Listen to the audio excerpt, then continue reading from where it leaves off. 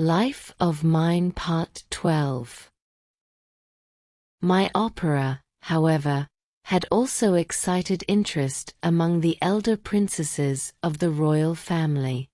They thought its exhausting length a drawback, but were nevertheless unwilling to miss any of it. Luttichow consequently proposed that I should give the piece at full length, but half of it at a time on 2 successive evenings. This suited me very well, and after an interval of a few weeks we announced Rienzi's greatness for the first day, and his fall for the second. The first evening we gave 2 acts, and on the second 3, and for the latter I composed a special introductory prelude. This met with the entire approval of our august patrons, and especially of the 2 eldest, Princesses Amalie and Augusta. The public, on the contrary, simply regarded this in the light of now being asked to pay 2 entrance fees for 1 opera, and pronounced the new arrangement a decided fraud. Its annoyance at the change was so great that it actually threatened to be fatal to the attendance, and after 3 performances of the divided Rienzi the management was obliged to go back to the old arrangement, which I willingly made possible by introducing my cuttings again. From this time forward the piece used to fill the house to overflowing as often as it could be presented, and the permanence of its success became still more obvious when I began to realize the envy it drew upon me from many different quarters. My first experience of this was truly painful, and came from the hands of the poet, Julius Mosen, on the very day after the first performance. When I first reached Dresden in the summer I had sought him out, and, having a really high opinion of his talent, our intercourse soon became more intimate, and was the means of giving me much pleasure and instruction. He had shown me a volume of his plays, which on the whole appealed to me exceptionally. Among these was a tragedy, Cola Rienzi, dealing with the same subject as my opera, and in a manner partly new to me, and which I thought effective. With reference to this poem, I had begged him to take no notice of my libretto, as in the quality of its poetry it could not possibly bear comparison with his own, and it cost him little sacrifice to grant the request. It happened that just before the first performance of my Rienzi, he had produced in Dresden Bernhard von Weimar, one of his least happy pieces, the result of which had brought him little pleasure. Dramatically, it was a thing with no life in it, aiming only at political harangue, and had shared the inevitable fate of all such aberrations. He had therefore awaited the appearance of my Rienzi with some vexation, and confessed to me his bitter chagrin at not being able to procure the acceptance of his tragedy of the same name in Dresden.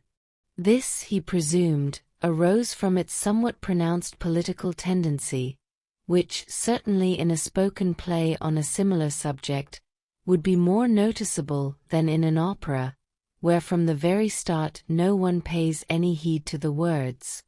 I had genially confirmed him in this depreciation of the subject matter in opera, and was therefore the more startled when, on finding him at my sister Louise's the day after the first performance, he straightway overwhelmed me with a scornful outburst of irritation at my success.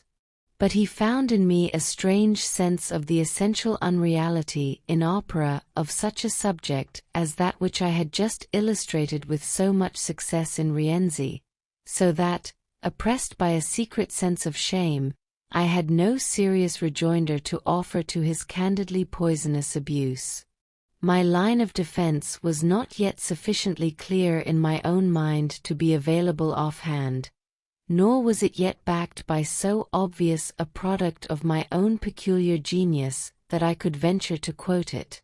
Moreover, my first impulse was only one of pity for the unlucky playwright, which I felt all the more constrained to express, because his burst of fury gave me the inward satisfaction of knowing that he recognized my great success, of which I was not yet quite clear myself. But this first performance of Rienzi did far more than this. It gave occasion for controversy, and made an ever-widening breach between myself and the newspaper critics. Herr Karlbank, who for some time had been the chief musical critic in Dresden, had been known to me before at Magdeburg, where he once visited me and listened with delight to my playing of several fairly long passages from my Liebesverbot. When we met again in Dresden, this man could not forgive me for having been unable to procure him tickets for the first performance of Rienzi. The same thing happened with a certain Herr Julius Schleidbach, who likewise settled in Dresden about that time as a critic. Though I was always anxious to be gracious to everybody, yet I felt just then an invincible repugnance for showing special deference to any man because he was a critic. As time went on, I carried this rule to the point of almost systematic rudeness, and was consequently all my life through the victim of unprecedented persecution from the press. As yet, however, this ill will had not become pronounced, for at that time journalism had not begun to give itself airs in Dresden. There were so few contributions sent from there to the outside press that our artistic doings excited very little notice elsewhere, a fact which was certainly not without its disadvantages for me. Thus for the present the unpleasant side of my success scarcely affected me at all, and for a brief space I felt myself, for the first and only time in my life, so pleasantly borne along on the breath of general goodwill, that all my former troubles seemed amply requited. 4 further and quite unexpected fruits of my success now appeared with astonishing rapidity, though not so much in the form of material profit, which for the present resolved itself into 900 marks, paid me by the General Board as an exceptional fee instead of the usual 20 golden louis. Nor did I dare to cherish the hope of selling my work advantageously to a publisher, until it had been performed in some other important towns. But fate willed it, that by the sudden death of Rastrelli, Royal Director of Music, which occurred shortly after the first production of Rienzi, an office should unexpectedly become vacant, for the filling of which all eyes at once turned to me. While the negotiations over this matter were slowly proceeding, the General Board gave proof in another direction of an almost passionate interest in my talents. They insisted that the first performance of the Fliegende Holländer should on no account be conceded to the Berlin Opera, but reserved as an honor for Dresden. As the Berlin authorities raised no obstacle, I very gladly handed over my latest work also to the Dresden Theatre. If in this I had to dispense with Tischetschek's assistance, as there was no leading tenor part in the play, I could count all the more surely on the helpful cooperation of Schroeder de Vriend, to whom a worthier task was assigned in the leading female part than that which she had had in Rienzi. I was glad to be able thus to rely entirely upon her, as she had grown strangely out of humor with me, owing to her scanty share in the success of Rienzi. The completeness of my faith in her I proved with an exaggeration by no means advantageous to my own work, by simply forcing the leading male part on Wachter, a once capable, but now somewhat delicate baritone. He was in every respect wholly unsuited to the task, and only accepted it with unfeigned hesitation. On submitting my play to my adored prima donna, I was much relieved to find that its poetry made a special appeal to her. Thanks to the genuine personal interest awakened in me under very peculiar circumstances by the character and fate of this exceptional woman, our study of the part of Senta, which often brought us into close contact, became one of the most thrilling and momentously instructive periods of my life. It is true that the great actress, especially when under the influence of her famous mother, Sophie Schroeder, who was just then with her on a visit, showed undisguised vexation at my having composed so brilliant a work as Rienzi for Dresden without having specifically reserved the principal part for her. Yet the magnanimity of her disposition triumphed even over this selfish impulse. She loudly proclaimed me a genius, and honored me with that special confidence which, she said, none but a genius should enjoy. But when she invited me to become both the accomplice and adviser in her really dreadful love affairs, this confidence certainly began to have its risky side. Nevertheless, there were at first occasions on which she openly proclaimed herself before all the world as my friend, making most flattering distinctions in my favor. First of all, I had to accompany her on a trip to Leipzig, where she was giving a concert for her mother's benefit, which she thought to make particularly attractive by including in its program 2 selections from Rienzi: the aria of Adriano and the Hero's Prayer, the latter sung by Tischitschek, and both under my personal conductorship. Mendelssohn, who was also on very friendly terms with her, had been enticed to this concert too, and produced his overture to Ruy Blas, then quite new. It was during the 2 busy days spent on this occasion in Leipzig that I first came into close contact with him, all my previous knowledge of him having been limited to a few rare and altogether profitless visits. At the house of my brother-in-law, Fritz Brockhaus, he and de Vriend gave us a good deal of music, he playing her accompaniment to a number of Schubert's songs. I here became conscious of the peculiar unrest and excitement with which this master of music, who, though still young, had already reached the zenith of his fame and life's work, observed or rather watched me. I could see clearly that he thought but little of a success in opera, and that merely in Dresden. Doubtless I seemed in his eyes one of a class of musicians to whom he attached no value, and with whom he proposed to have no intercourse. Nevertheless, my success had certain characteristic features, which gave it a more or less alarming aspect.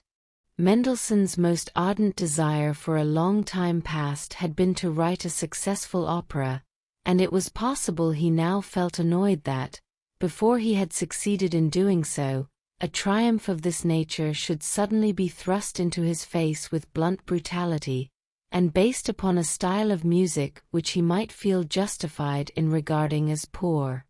He probably found it no less exasperating that de Vriend, whose gifts he acknowledged, and who was his own devoted admirer, should now so openly and loudly sound my praises. These thoughts were dimly shaping themselves in my mind, when Mendelssohn, by a very remarkable statement, drove me, almost with violence, to adopt this interpretation. On our way home together, after the joint concert rehearsal, I was talking very warmly on the subject of music. Although by no means a talkative man, he suddenly interrupted me with curiously hasty excitement by the assertion that music had but one great fault, namely, that more than any other art it stimulated not only our good, but also our evil qualities, such, for instance, as jealousy. I blushed with shame to have to apply this speech to his own feelings towards me, for I was profoundly conscious of my innocence of ever having dreamed, even in the remotest degree, of placing my own talents or performances as a musician in comparison with his. Yet, strange to say, at this very concert he showed himself in a light by no means calculated to place him beyond all possibility of comparison with myself. A rendering of his Hebrides overture would have placed him so immeasurably above my 2 operatic airs, that all shyness at having to stand beside him would have been spared me, as the gulf between our 2 productions was impassable. But in his choice of the Ruy Blas overture, he appears to have been prompted by a desire to place himself on this occasion so close to the operatic style that its effectiveness might be reflected upon his own work.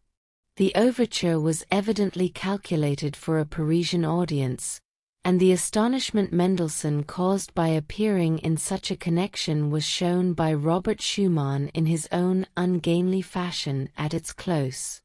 Approaching the musician in the orchestra, he blandly, and with a genial smile, expressed his admiration of the brilliant orchestral piece just played.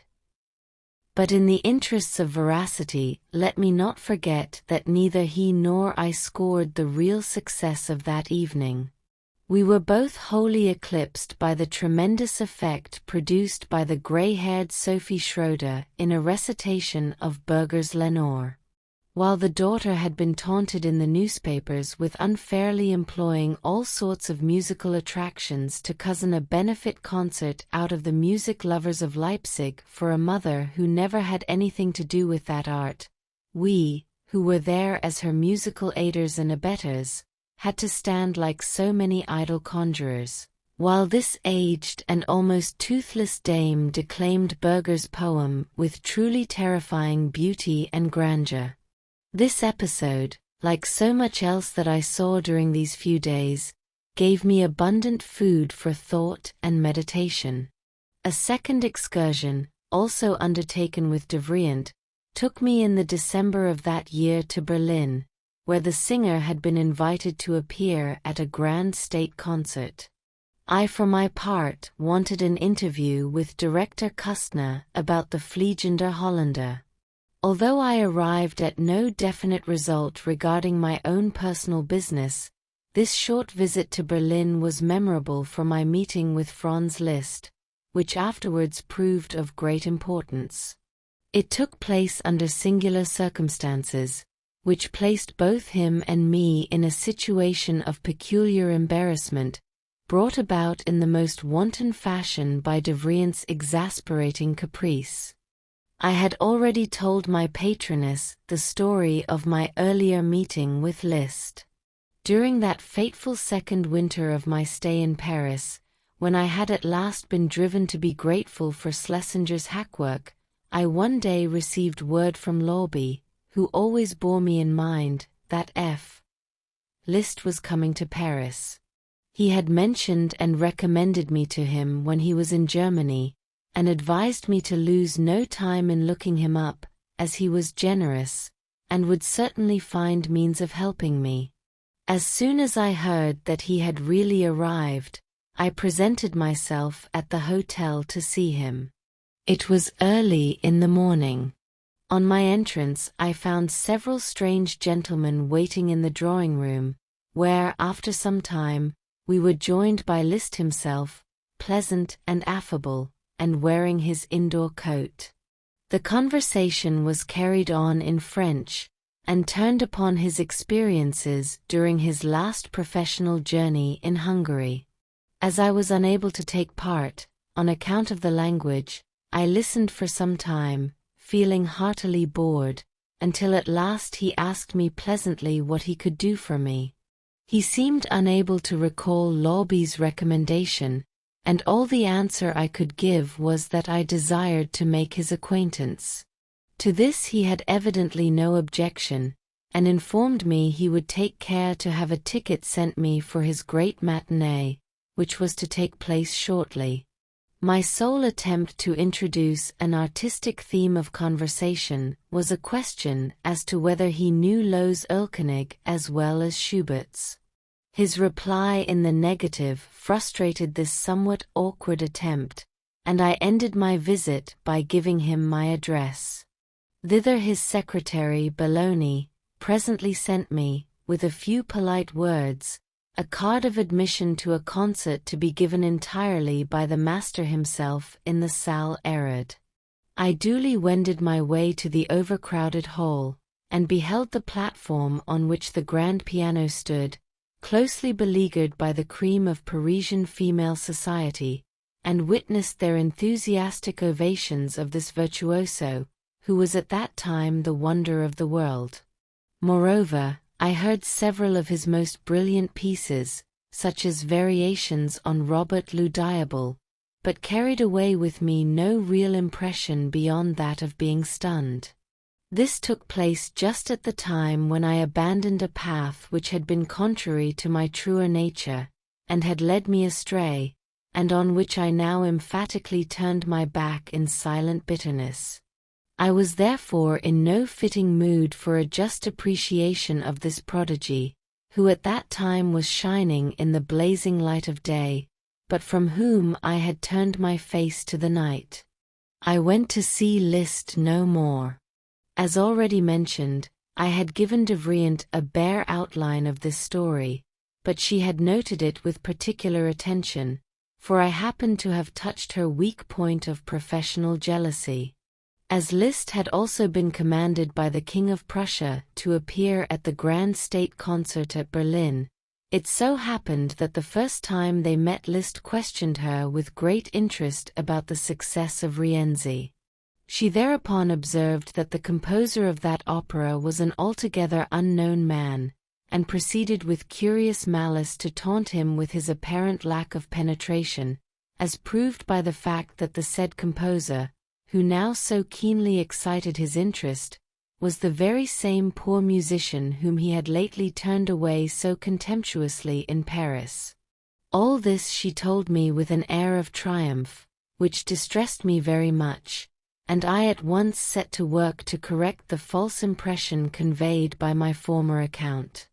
As we were still debating this point in her room, we were startled by hearing from the next the famous bass part in the revenge air from Donna Anna, rapidly executed in octaves on the piano. "That's Liszt himself," she cried. Liszt then entered the room to fetch her for the rehearsal. To my great embarrassment she introduced me to him with malicious delight as the composer of Rienzi, the man whose acquaintance he now wished to make after having previously shown him the door in his glorious Paris. My solemn asseverations that my patroness, no doubt only in fun, was deliberately distorting my account of my former visit to him, apparently pacified him so far as I was concerned, and on the other hand, he had no doubt already formed his own opinion of the impulsive singer. He certainly regretted that he could not remember my visit in Paris, but it nevertheless shocked and alarmed him to learn that any one should have had reason to complain of such treatment at his hands. The hearty sincerity of Liszt's simple words to me about this misunderstanding, as contrasted with the strangely passionate raillery of the incorrigible lady, made a most pleasing and captivating impression upon me. The whole bearing of the man, and the way in which he tried to ward off the pitiless scorn of her attacks, was something new to me, and gave me a deep insight into his character, so firm in its amiability and boundless good nature. Finally, she teased him about the doctor's degree which had just been conferred on him by the University of Königsberg, and pretended to mistake him for a chemist. At last he stretched himself out flat on the floor, and implored her mercy, declaring himself quite defenseless against the storm of her invective. Then turning to me with a hearty assurance that he would make it his business to hear Rienzi, and would in any case endeavor to give me a better opinion of himself than his evil star had hitherto permitted, we parted for that occasion. The almost naive simplicity and naturalness of his every phrase and word, and particularly his emphatic manner, left a most profound impression upon me. No one could fail to be equally affected by these qualities, and I now realized for the first time the almost magic power exerted by Liszt over all who came in close contact with him, and saw how erroneous had been my former opinion as to its cause. These two excursions to Leipzig and Berlin found but brief interruptions of the period devoted at home to our study of the Fliegender Holländer. It was therefore of paramount importance to me to maintain Schröder de Vriend's keen interest in her part, since, in view of the weakness of the rest of the cast, I was convinced that it was from her alone I could expect any adequate interpretation of the spirit of my work. The part of center was essentially suited to her, and there were just at that moment peculiar circumstances in her life which brought her naturally emotional temperament to a high pitch of tension. I was amazed when she confided to me that she was on the point of breaking off a regular liaison of many years' standing, to form, in passionate haste, another much less desirable one. The forsaken lover, who was tenderly devoted to her, was a young lieutenant in the Royal Guards, and the son of Muller, the ex-Minister of Education, her new choice, whose acquaintance she had formed on a recent visit to Berlin, was Herr von Munchausen. He was a tall, slim young man, and her predilection for him was easily explained when I became more closely acquainted with her love affairs.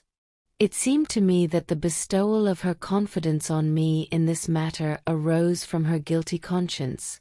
She was aware that Muller, whom I liked on account of his excellent disposition, had loved her with the earnestness of a first love, and also that she was now betraying him in the most faithless way on a trivial pretext. She must have known that her new lover was entirely unworthy of her, and that his intentions were frivolous and selfish. She knew, too, that no one, and certainly none of her older friends who knew her best, would approve of her behavior. She told me candidly that she had felt impelled to confide in me because I was a genius, and would understand the demands of her temperament. I hardly knew what to think. I was repelled alike by her passion and the circumstances attending it, but to my astonishment I had to confess that the infatuation, so repulsive to me, held this strange woman in so powerful a grasp that I could not refuse her a certain amount of pity, nay, even real sympathy. She was pale and distraught, ate hardly anything, and her faculties were subjected to a strain so extraordinary that I thought she would not escape a serious, perhaps a fatal illness. Sleep had long since deserted her, and whenever I brought her my unlucky Fliegender Holländer, her looks so alarmed me that the proposed rehearsal was the last thing I thought of. But in this matter she insisted. She made me sit down at the piano, and then plunged into the study of her role as if it were a matter of life and death. She found the actual learning of the part very difficult, and it was only by repeated and persevering rehearsal that she mastered her task. She would sing for hours at a time with such passion that I often sprang up in terror and begged her to spare herself. Then she would point smiling to her chest, and expand the muscles of her still magnificent person, to assure me that she was doing herself no harm. Her voice really acquired at that time a youthful freshness and power of endurance. I had to confess that which often astonished me. This infatuation for an insipid nobody was very much to the advantage of my Senta. Her courage under this intense strain was so great that, as time pressed, she consented to have the general rehearsal on the very day of the first performance, and a delay which would have been greatly to my disadvantage was thus avoided. The performance took place on January 2nd, in the year 1843. Its result was extremely instructive to me, and led to the turning point of my career. The ill success of the performance taught me how much care and forethought were essential to secure the adequate dramatic interpretation of my latest works. I realized that I had more or less believed that my score would explain itself, and that my singers would arrive at the right interpretation of their own accord. My good old friend Wachter, who at the time of Henriette Sontag's first success was a favorite barber of Seville, had from the first discreetly thought otherwise. Unfortunately, even Schroeder de Vriend only saw when the rehearsals were too far advanced how utterly incapable Wachter was of realizing the horror and supreme suffering of my mariner.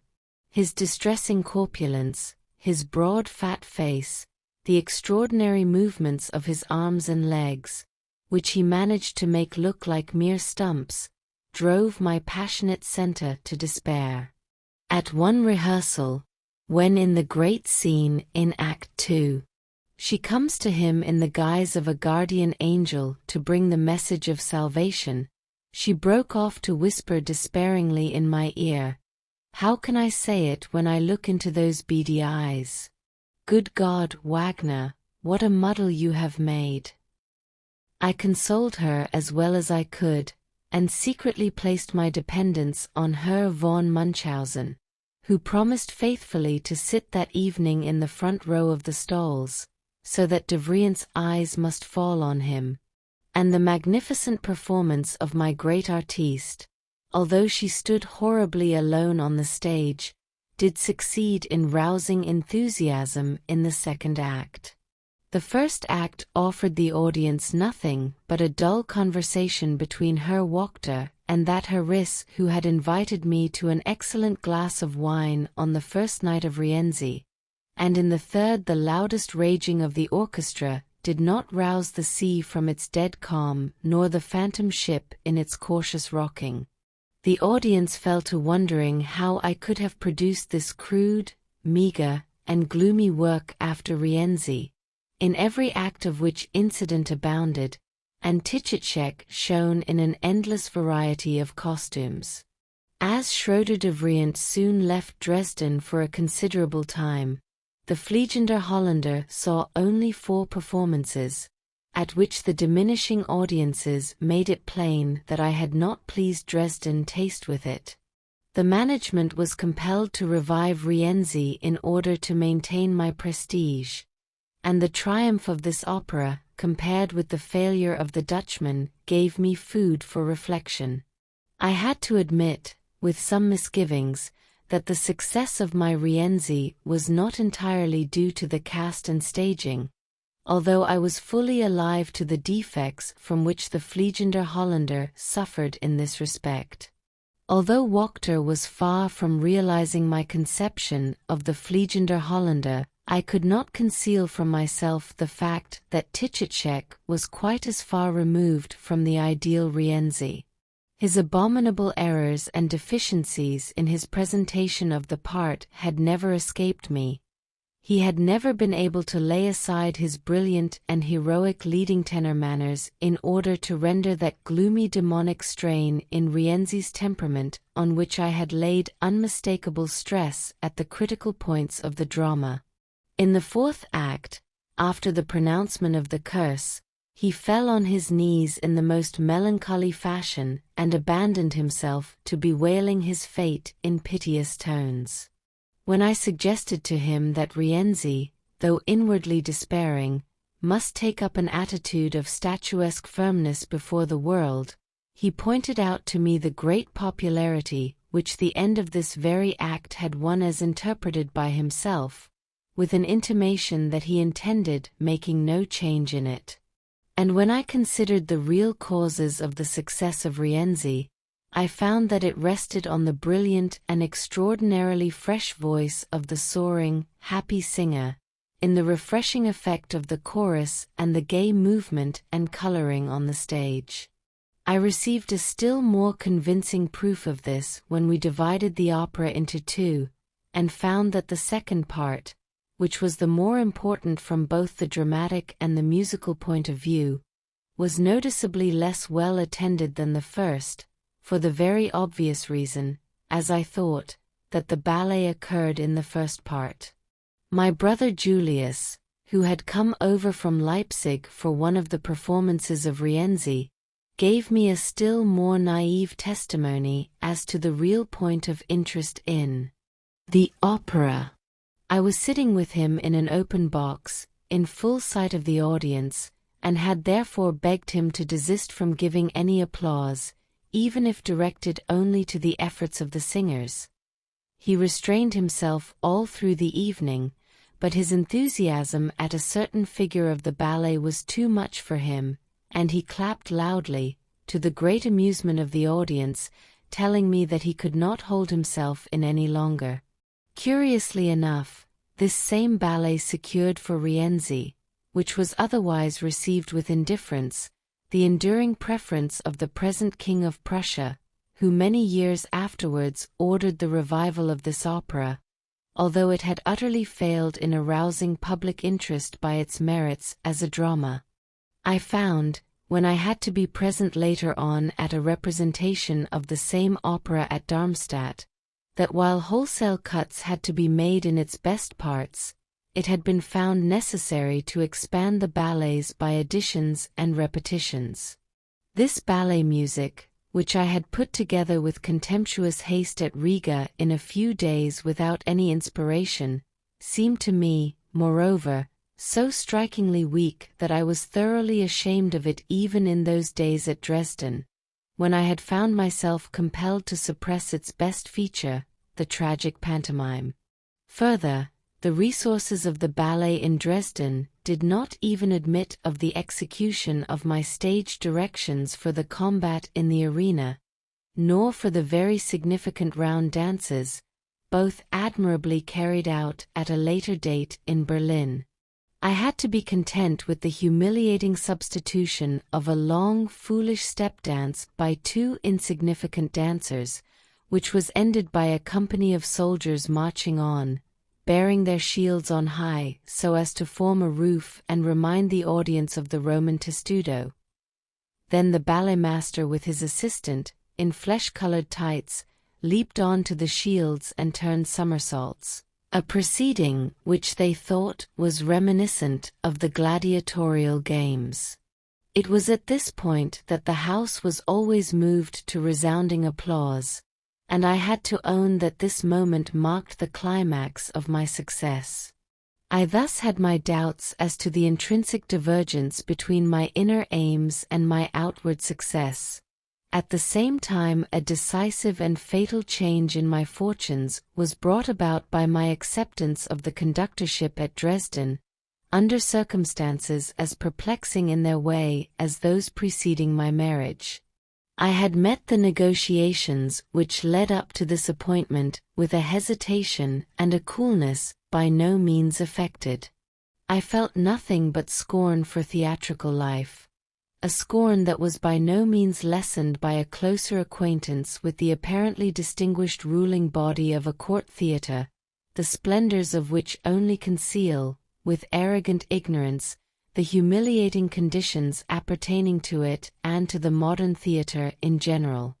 I saw every noble impulse stifled in those occupied with theatrical matters, and a combination of the vainest and most frivolous interests maintained by a ridiculously rigid and bureaucratic system.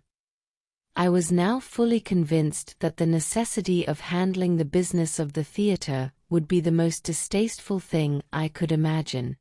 Now that, through Rastrelli's death, the temptation to be false to my inner conviction came to me in Dresden, I explained to my old and trusted friends that I did not think I should accept the vacant post.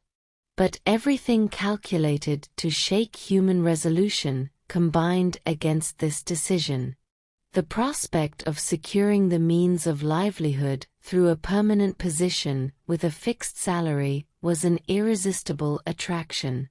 I combated the temptation by reminding myself of my success as an operatic composer, which might reasonably be expected to bring in enough to supply my moderate requirements in a lodging of 2 rooms, where I could proceed undisturbed with fresh compositions. I was told in answer to this that my work itself would be better served by a fixed position without arduous duties.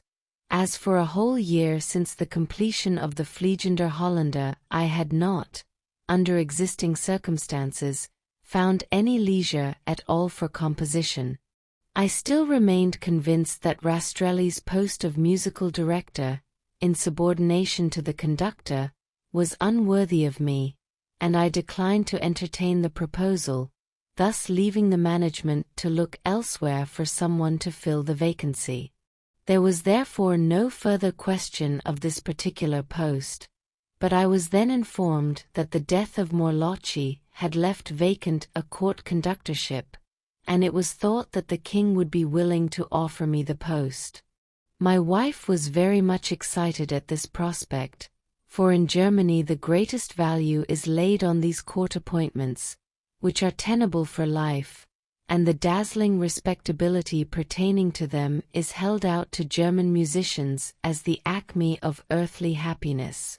The offer opened up for us in many directions the prospect of friendly relations in a society which had hitherto been outside our experience. Domestic comfort and social prestige were very alluring to the homeless wanderers who, in bygone days of misery, had often longed for the comfort and security of an assured and permanent position, such as was now open to them under the august protection of the court. The influence of Caroline von Weber did much in the long run to weaken my opposition.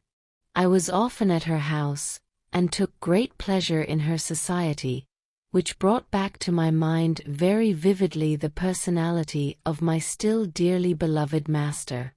She begged me with really touching tenderness not to withstand this obvious command of fate, and asserted her right to ask me to settle in Dresden, to fill the place left sadly empty by her husband's death. "Just think," she said, "how can I look Weber in the face again when I join him if I have to tell him that the work for which he made such devoted sacrifices in Dresden is neglected? Just imagine my feelings when I see that indolent Reisiger stand in my noble Weber's place, and when I hear his operas produced more mechanically every year. If you loved Weber, you owe it to his memory to step into his place and to continue his work." As an experienced woman of the world, she also pointed out energetically and prudently the practical side of the matter, impressing on me the duty of thinking of my wife, who would, in case of my death, be sufficiently provided for if I accepted the post. The promptings of affection, prudence and good sense, however, had less weight with me than the enthusiastic conviction, never at any period of my life entirely destroyed, that wherever fate led me, whether to Dresden or elsewhere, I should find the opportunity which would convert my dreams into reality through currents set in motion by some change in the everyday order of events. All that was needed for this was the advent of an ardent and aspiring soul who, with good luck to back him, might make up for lost time, and by his ennobling influence achieve the deliverance of art from her shameful bonds. The wonderful and rapid change which had taken place in my fortunes could not fail to encourage such a hope, and I was seduced on perceiving the marked alteration that had taken place in the whole attitude of Lüttichau, the general director, towards me. This strange individual showed me a kindliness of which no one would hitherto have thought him capable, and that he was prompted by a genuine feeling of personal benevolence towards me I could not help being absolutely convinced, even at the time of my subsequent ceaseless differences with him. Nevertheless, the decision came as a kind of surprise. On February 2, 1843, I was very politely invited to the director's office, and there met the general staff of the Royal Orchestra, in whose presence Lüttichau, through the medium of my never-to-be-forgotten friend Winkler, solemnly read out to me a royal rescript appointing me forthwith conductor to His Majesty, with a life salary of 4,500 marks a year.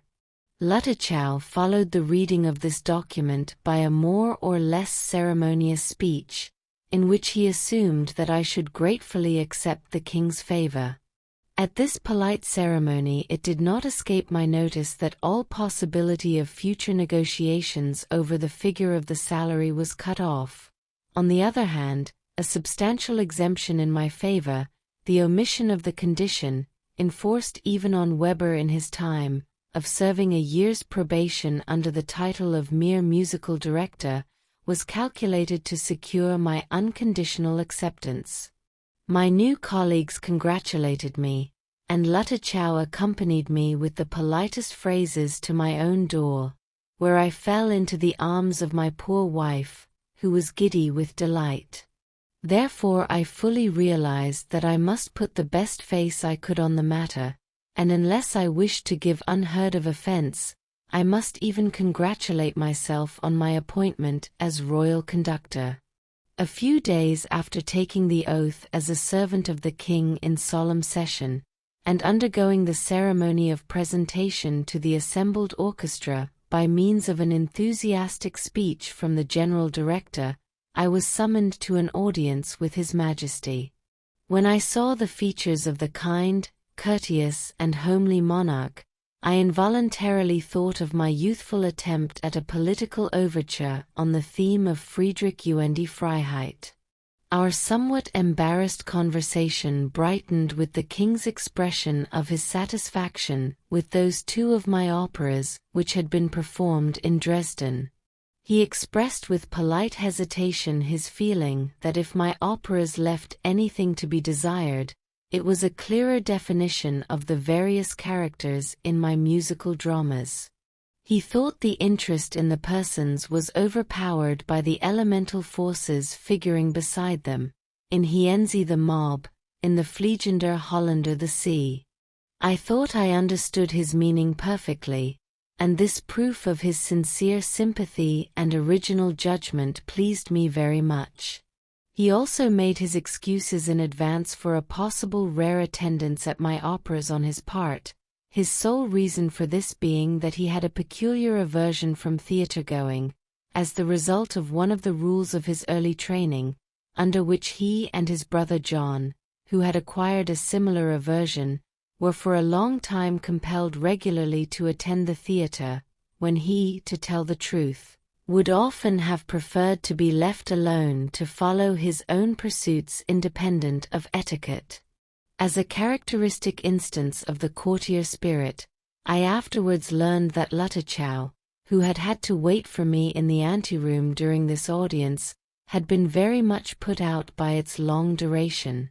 In the whole course of my life I was only admitted twice more to personal intercourse and speech with the good king.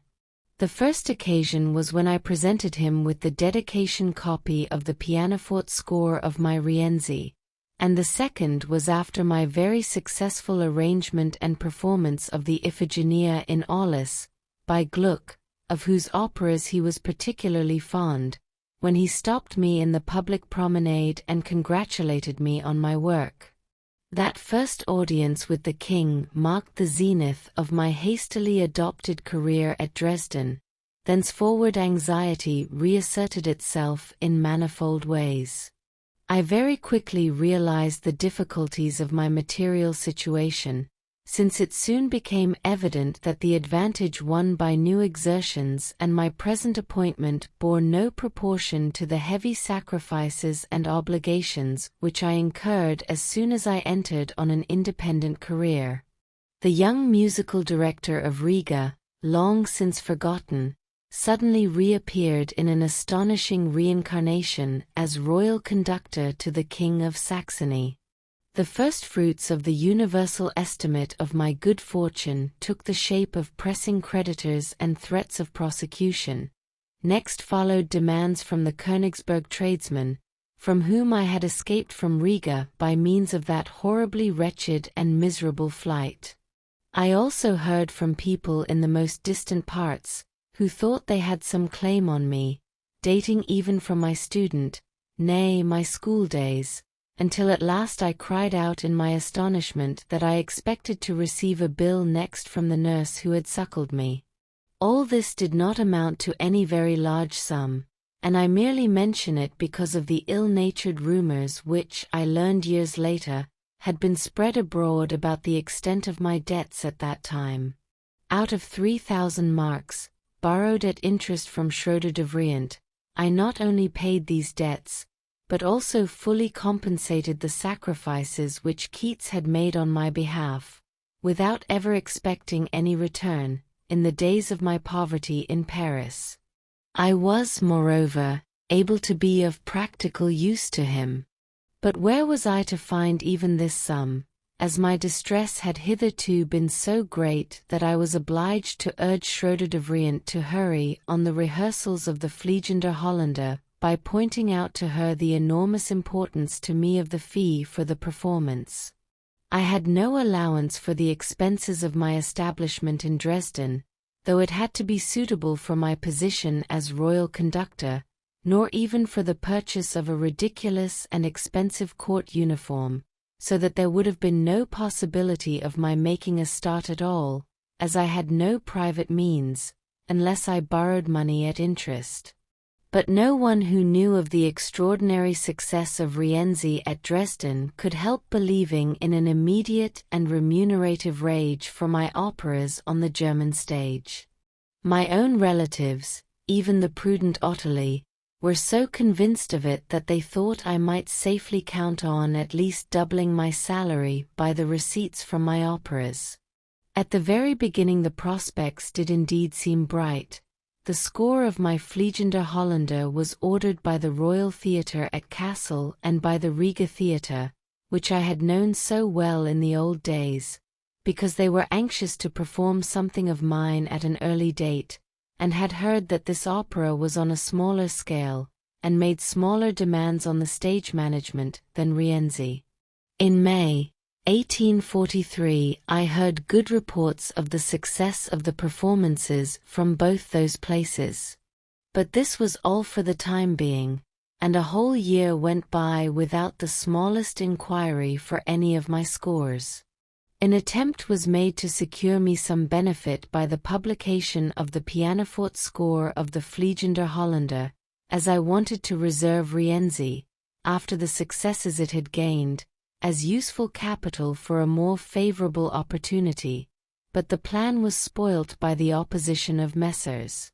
Hartel of Leipzig, who, although ready enough to publish my opera, would only do so on the condition that I abstained from asking any payment for it.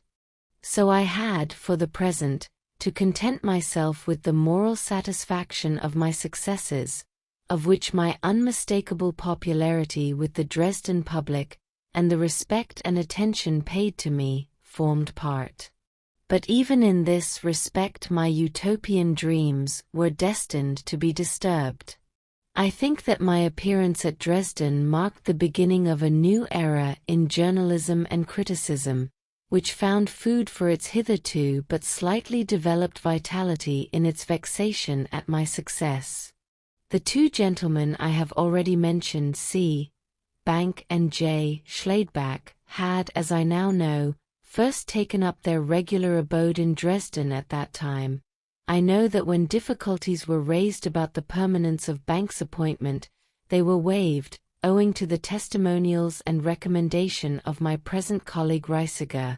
The success of my Rienzi had been the source of great annoyance to these gentlemen, who were now established as musical critics to the Dresden press. Because I made no effort to win their favor, they were not ill-pleased, therefore, to find an opportunity of pouring out the vitriol of their hatred over the universally popular young musician who had won the sympathy of the kindly public, partly on account of the poverty and ill luck which had hitherto been his lot. The need for any kind of human consideration had suddenly vanished with my unheard-of appointment to the royal conductorship. Now all was well with me, too well in fact, and envy found its congenial food. This provided a perfectly clear and comprehensible point of attack, and soon there spread through the German press, in the columns given to Dresden News, an estimate of me which has never fundamentally changed except in one point to this day. This single modification, which was purely temporary and confined to papers of one political color, occurred on my first settlement as a political refugee in Switzerland, but lasted only until, through Liszt's exertions, my operas began to be produced all over Germany, in spite of my exile. The orders from two theaters, immediately after the Dresden performance, for one of my scores, were merely due to the fact that up to that time the activity of my journalistic critics was still limited. I put down the cessation of all inquiries, certainly not without due justification, mainly to the effect of the false and calumnious reports in the papers. My old friend Lawby tried, indeed, to undertake my defense in the press.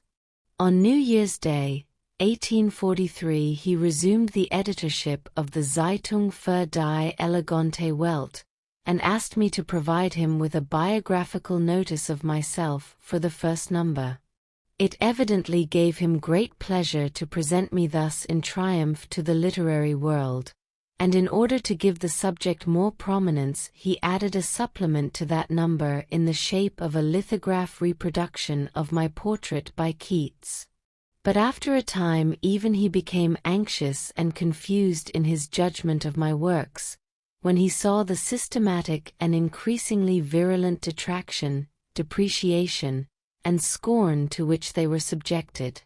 He confessed to me later that he had never imagined such a desperate position as mine against the united forces of journalism could possibly exist, and when he heard my view of the question, he smiled and gave me his blessing, as though I were a lost soul.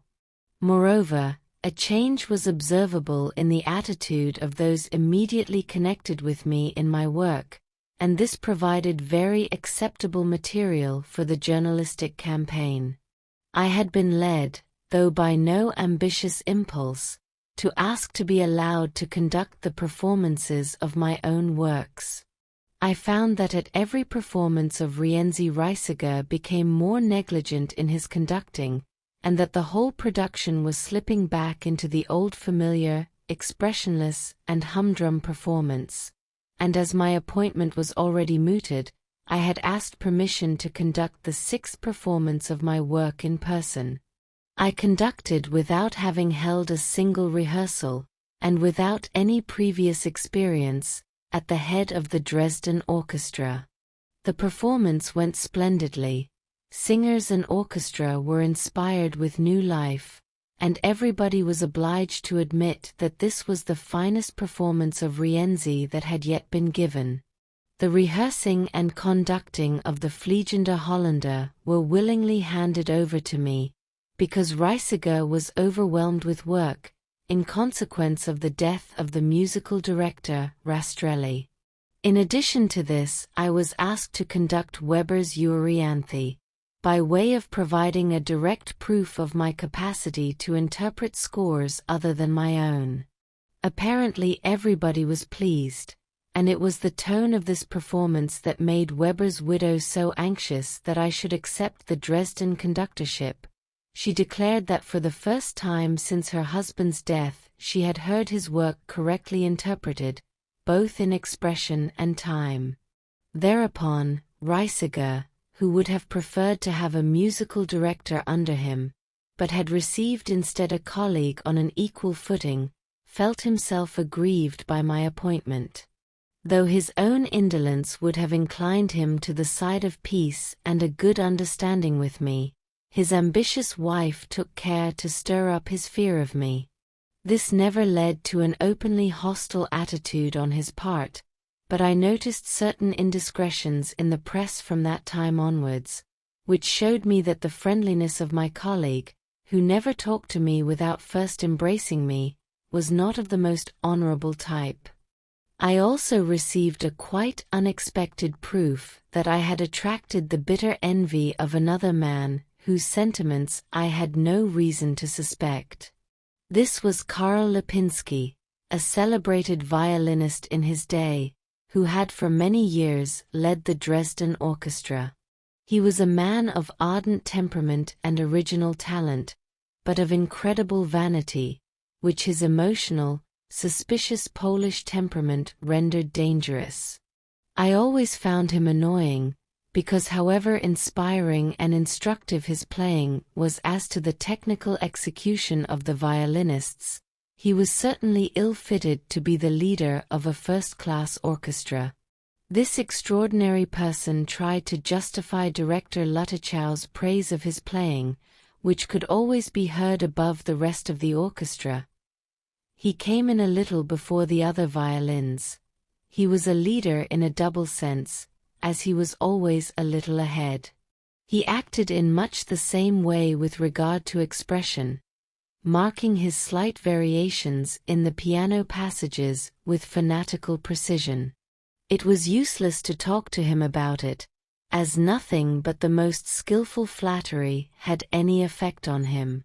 So I had to endure it as best I could, and to think out ways and means of diminishing its ill effects on the orchestral performances as a whole by having recourse to the most polite circumlocutions. Even so, he could not endure the higher estimation in which the performances of the orchestra under my conductorship were held, because he thought that the playing of an orchestra in which he was the leader must invariably be excellent, whoever stood at the conductor's desk. Now it happened, as is always the case when a new man with fresh ideas is installed in office, that the members of the orchestra came to me with the most varied suggestions for improvements which had hitherto been neglected. And Lipinski, who was already annoyed about this, turned a certain case of this kind to a peculiarly treacherous use.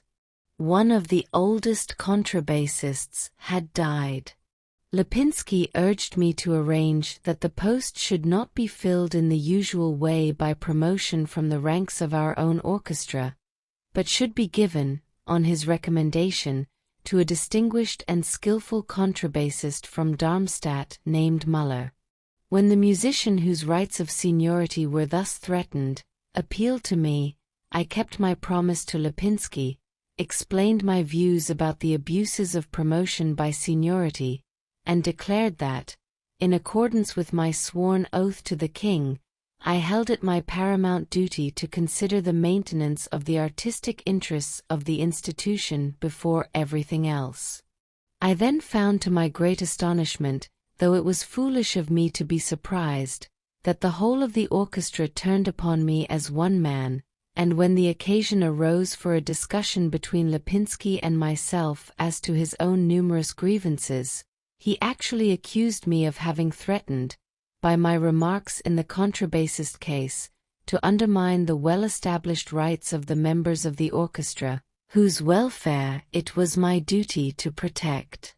Luttichow, who was on the point of absenting himself from Dresden for some time, was extremely uneasy, as Reisiger was away on his holiday, at leaving musical affairs in such a dangerous state of unrest.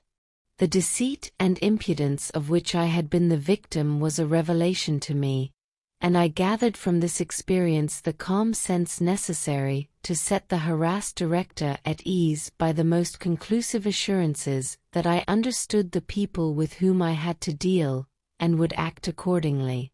I faithfully kept my word, and never again came into collision either with Lipinski or any other member of the orchestra. On the contrary, all the musicians were soon so firmly attached to me that I could always pride myself on their devotion. From that day forward, however, one thing at least was certain, namely, that I should not die as conductor at Dresden. My post and my work at Dresden thenceforward became a burden, of which the occasionally excellent results of my efforts made me all the more sensible. My position at Dresden, however, brought me one friend whose intimate relations with me long survived our artistic collaboration in Dresden. A musical director was assigned to each conductor. He had to be a musician of repute, a hard worker, adaptable, and, above all, a Catholic, for the two conductors were Protestants, a cause of much annoyance to the clergy of the Catholic cathedral, numerous positions in which had to be filled from the orchestra. August Rockel, a nephew of Hummel, who sent in his application for this position from Weimar, furnished evidence of his suitability under all these heads. He belonged to an old Bavarian family. His father was a singer, and had sung the part of Florestan at the time of the first production of Beethoven's Fidelio, and had himself remained on terms on close intimacy with the master, many details about whose life have been preserved through his care. His subsequent position as a teacher of singing led him to take up theatrical management, and he introduced German opera to the Parisians with so much success that the credit for the popularity of Fidelio and Der Freischütz with French audiences, to whom these works were quite unknown, must be awarded to his admirable enterprise, which was also responsible for Schroeder-Devrient debut in Paris. August Rockel, his son, who was still a young man, by helping his father in these and similar undertakings, had gained practical experience as a musician. As his father's business had for some time even extended to England, August had won practical knowledge of all sorts by contact with many men and things, and in addition had learned French and English. But music had remained his chosen vocation, and his great natural talent justified the highest hopes of success. He was an excellent pianist, read scores with the utmost ease, possessed an exceptionally fine ear, and had indeed every qualification for a practical musician. As a composer he was actuated, not so much by a strong impulse to create, as the desire to show what he was capable of. The success at which he aimed was to gain the reputation of a clever operatic composer, rather than recognition as a distinguished musician, and he hoped to obtain his end by the production of popular works. Actuated by this modest ambition, he had completed an opera, Farinelli, for which he had also written the libretto, with no other aspiration than that of attaining the same reputation as his brother-in-law Lortzing. He brought this score to me, and begged me, it was his first visit before he had heard one of my operas in Dresden, to play him something from Rienzi and the Fliegender Holländer. His frank, agreeable personality induced me to try and meet his wishes as far as I could, and I am convinced that I soon made such a great and unexpectedly powerful impression on him, that from that moment he determined not to bother me further with the score of his opera. It was not until we had become more intimate and had discovered mutual personal interests, that the desire of turning his work to account induced him to ask me to show my practical friendship by turning my attention to his score. I made various suggestions as to how it might be improved, but he was soon so hopelessly disgusted with his own work that he put it absolutely aside, and never again felt seriously moved to undertake a similar task.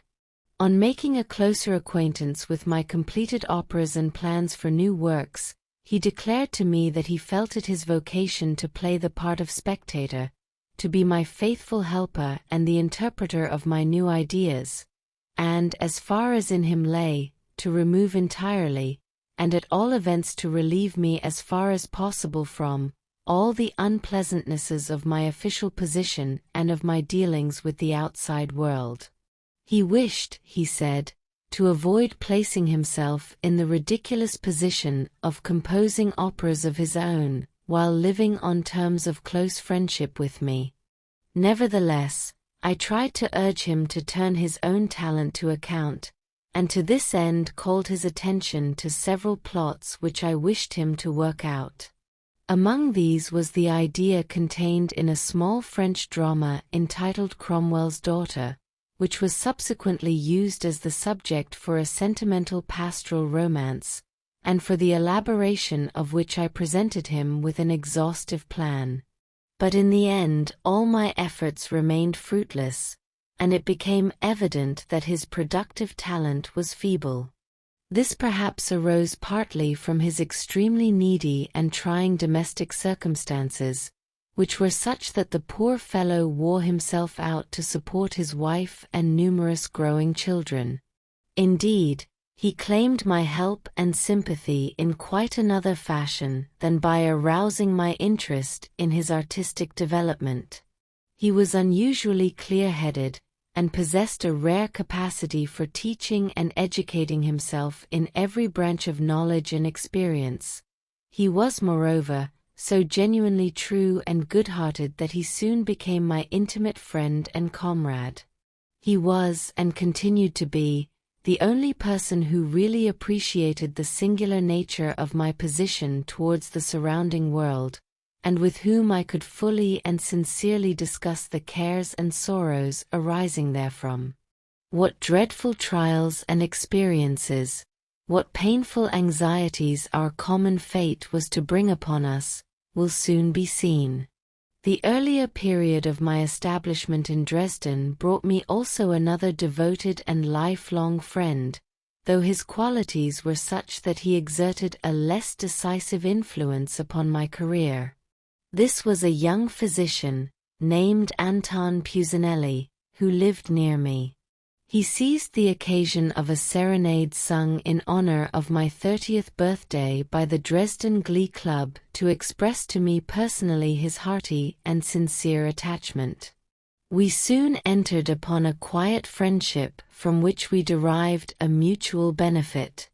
He became my attentive family doctor, and during my residence in Dresden, marked as it was by accumulating difficulties, he had abundant opportunities of helping me. His financial position was very good, and his ready self-sacrifice enabled him to give me substantial succor and bound me to him by many heartfelt obligations. A further development of my association with Dresden Buddy was provided by the kindly advances of Chamberlain von Konrads's family. His wife, Marie von Konrads, née Fink, was a friend of Countess Ida Honhon, and expressed her appreciation of my success as a composer with great warmth, I might almost say with enthusiasm. I was often invited to their house, and seemed likely, through this family, to be brought into touch with the higher aristocracy of Dresden. I merely succeeded in touching the fringe, however, as we really had nothing in common. True, I here made the acquaintance of Countess Rossi, the famous Sontag, by whom, to my genuine astonishment, I was most heartily greeted, and I thereby obtained the right of afterwards approaching her in Berlin with a certain degree of familiarity. The curious way in which I was disillusioned about this lady on that occasion will be related in due course. I would only mention here that, through my earlier experiences of the world, I had become fairly impervious to deception, and my desire for closer acquaintance with these circles speedily gave way to a complete hopelessness and an entire lack of ease in their sphere of life. Although the Konrads couple remained friendly during the whole of my prolonged sojourn in Dresden, yet the connection had not the least influence either upon my development or my position. Only once, on the occasion of a quarrel between Lüttichau and myself, the former observed that Frau von Konrads, by her unmeasured praises, had turned my head and made me forget my position towards him. But in making this taunt he forgot that, if any woman in the higher ranks of Dresden society had exerted a real and invigorating influence upon my inward pride, that woman was his own wife, Ida von Lüttichau, née von Nobelsdorf. The power which this cultured, gentle, and distinguished lady exercised over my life was of a kind I now experienced for the first time, and might have become of great importance had I been favored with more frequent and intimate intercourse. But it was less her position as wife of the general director than her constant ill health and my own peculiar unwillingness to appear obtrusive, that hindered our meeting, except at rare intervals. My recollections of her merge somewhat, in my memory, with those of my own sister Rosalie. I remember the tender ambition which inspired me to win the encouraging sympathy of this sensitive woman, who was painfully wasting away amid the coarsest surroundings. My earliest hope for the fulfillment of this ambition arose from her appreciation of my Fliegender Holländer, in spite of the fact that, following close upon Rienzi, it had so puzzled the Dresden public. In this way she was the first, so to speak, who swam against the tide and met me upon my new path. So deeply was I touched by this conquest that, When I afterwards published the opera, I dedicated it to her. In the account of my later years in Dresden, I shall have more to record of the warm sympathy for my new development and dearest artistic aims, for which I was indebted to her. But of real intercourse we had none, and the character of my Dresden life was not affected by this acquaintance, otherwise so important in itself. On the other hand, my theatrical acquaintances thrust themselves with irresistible importunancy into the wide foreground of my life, and in fact, after my brilliant successes, I was still restricted to the same limited and familiar sphere in which I had prepared myself for these triumphs. Indeed, the only one who joined my old friends Heine and Gaffer Fischer was Tschitschek, with his strange domestic circle. Anyone who lived in Dresden at that time and chanced to know the court lithographer, Fürstenau, will be astonished to hear that, without really being aware of it myself, I entered into a familiarity that was to prove a lasting one with this man who was an intimate friend of Tschitschek's. The importance of this singular connection may be judged from the fact that my complete withdrawal from him coincided exactly with the collapse of my civic position in Dresden. Stories to learn English.